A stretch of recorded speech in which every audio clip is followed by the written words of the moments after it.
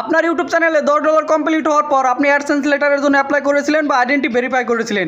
এখন ইউটিউব কর্তৃপক্ষ আপনার পোস্ট অফিসে সরাসরি অ্যাডসেন্স লেটার পাঠাইছে কিনা সেটা আপনি কীভাবে চেক করবেন, চলুন আপনাদেরকে সরাসরি মোবাইল স্ক্রিন থেকে দেখাই। সো এরকম ইম্পর্টেন্ট ভিডিওগুলো রেগুলার পেতে কিন্তু অবশ্যই চ্যানেলটিকে সাবস্ক্রাইব করতে পারেন। ভিডিও ভালো লাগলে ভিডিওতে লাইক করবেন আর সুন্দর একটা কমেন্ট করতে কিন্তু ভুলবেন না।